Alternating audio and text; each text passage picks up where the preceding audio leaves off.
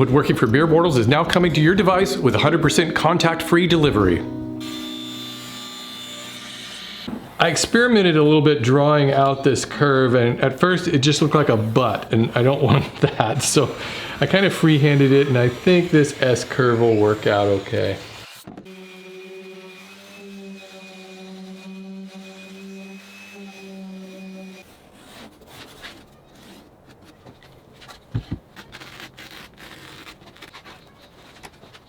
Oh wait, see what I did there? I did that backwards. I should have done it this way. Okay, so this looks like the right way. So I was looking at those edges of that after I cut that, and they just kind of untangle like that. But my wife says she thinks she can just like sew a hem on that using her sewing machine. So we're gonna give that a shot. My first thought was to wrap this around, you know, kind of encapsulate this board, but that's just the curve is just too complex and way beyond any of my carpet cutting and wrapping skills. So I'm just gonna tape this on top of the board.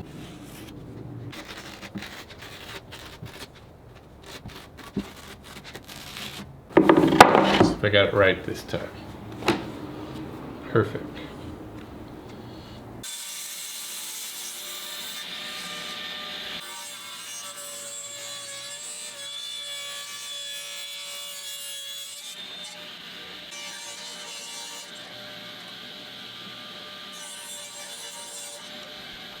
That was a fantastic suggestion that somebody left to make this post into an octagon, and then when I wrap the rope around it, it'll look like it's round. So the post, I'll probably set up front. I may put it in the back. I'll have to look at it once I cut out these discs, but that reminded me of some other comments I wanted to go over really quickly. First of all, a lot of you who have much more experience at making cat scratching posts than I do said that I should use hot glue. I don't know if you remember, I did a test with wood glue on there to hold it on there, and almost unanimously everybody agreed, yeah, just use hot glue, and you don't have to put it, you know, all over, just here and there, and then you can just wrap that rope around it really tightly.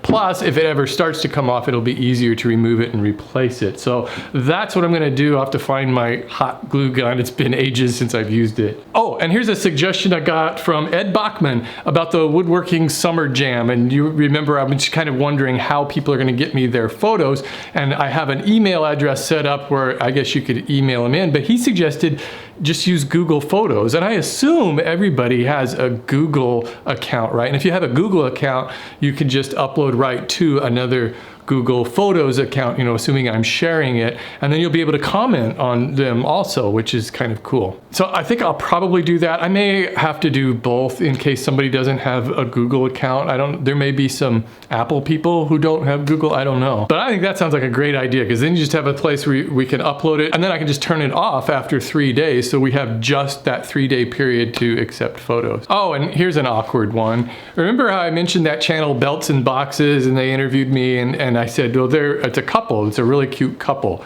And a couple of people mentioned that they're not a couple. In fact, I guess they're married to other people, or maybe they're not married. I don't know, but they still make a cute couple. You can still be a cute couple and not be together, right? I don't judge how you spend your Saturday nights. Actually, this isn't the first time I've made this mistake with couples. There's a channel called Wood Brew. Some of you might know Wood Brew, and it's this young couple. I mean, they were really young, I think, when they started this channel, maybe 20 years, maybe even younger, but I swear I thought they were brother and sister. I thought they were like teen brother and sister for the longest time, and then I found out, no, they're not. And now I guess they're like engaged to be married, so hey, congratulations. And then there's another channel that has a couple, and then I was always getting the name wrong, and it's still in my head wrong. It's like, I keep wanting to say Evelyn and Caitlin, but I don't think it's Evelyn and Caitlin.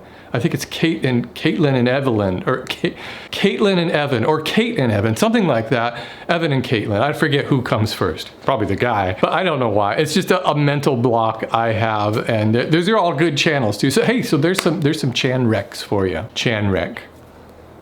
Get that trending. This is a ceramic sculpture, I guess you'd call it.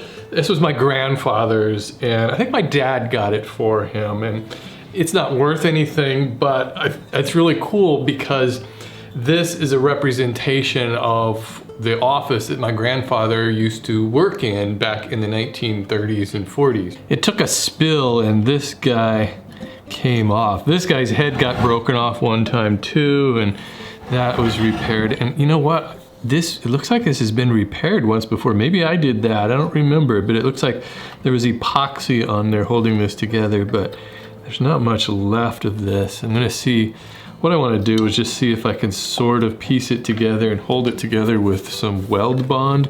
I usually have pretty good luck with this stuff. It seems to bond to most surfaces. And it dries clear.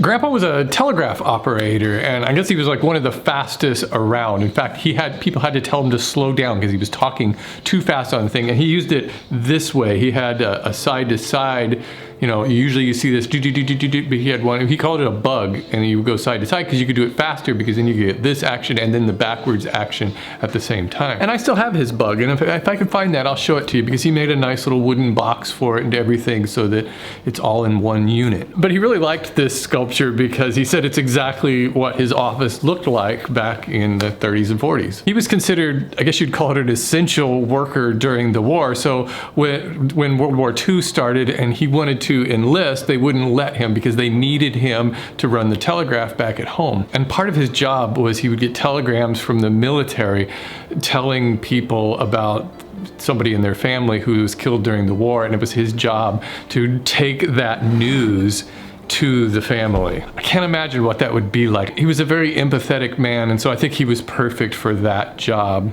It's funny because I remember as a kid, once in a while he would bring out his bug and he would do some Morse code on it, and I just thought it was the coolest sounding thing ever. And I would ask him, well, can you teach me a little bit of that? And he refused to teach anybody that because he said it's dead. Nobody needs to know this stuff anymore. It's a waste of time. And I know I've mentioned this before, but a lot of the tools I have are his tools, and I can tell they're his tools because he marked them all with his initials in Morse code. Another cool thing about this is that I still have his business card from when he worked for the Western Union. The strange thing about that is there's no phone number or anything on it. It's just his card. Anyways, just a little something I thought I would share with you guys.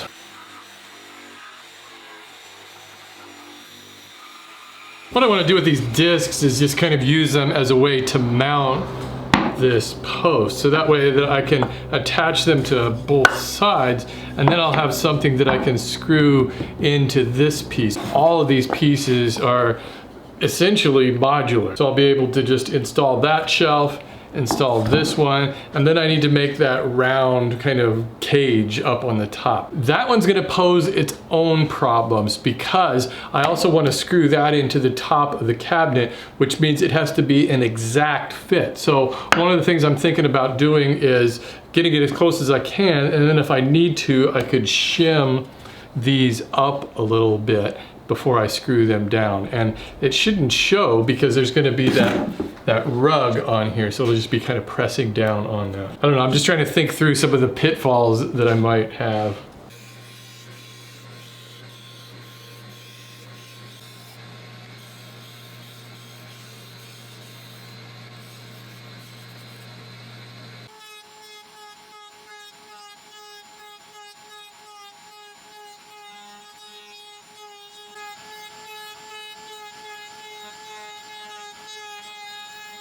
After giving this some thought, I just had another idea, and it has to do with this cage kind of thing up here. Is why do I really need all of this? What if I eliminate that and just have a post here? Because then that'll eliminate the trouble with having to get this the exact size to fit up against the top. So this way they'll still be able to get on top of there. And what I'll do is I can slide this back so that the disc is, you know, towards one side of that.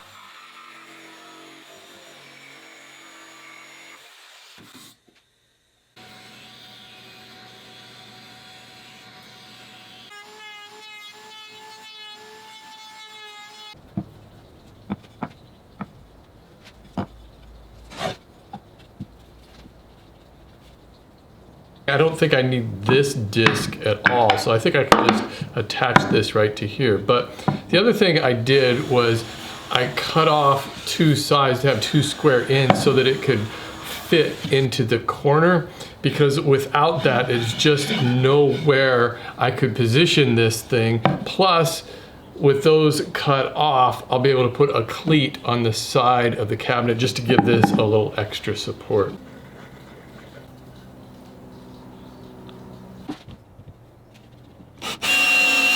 One thing that can help when you're screwing into end grain of a board is try to angle the screws a little bit so that they're not going straight through the grain, so they've got a little bit of a bite to them.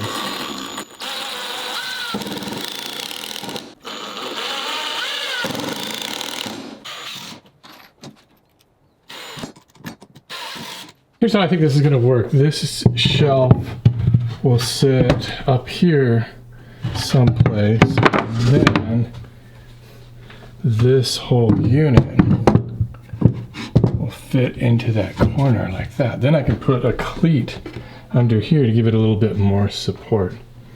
But this way there's really going to be no overhang here, so hopefully cats will be able to climb up onto here. And now I'm not so sure I even need to put a ramp up to this part. Remember, this is going to be raised up to here. They should be able to just jump over to a shelf. But before I attach the sisal rope and the carpet, I think I'll give this a couple coats of spray lacquer on the visible surfaces and on the edges. Okay, I think I'll let that dry overnight so that the odor goes away, and then tomorrow I can attach the carpet and then wrap that sisal rope around the post and hopefully get this thing installed. I'll see you guys later.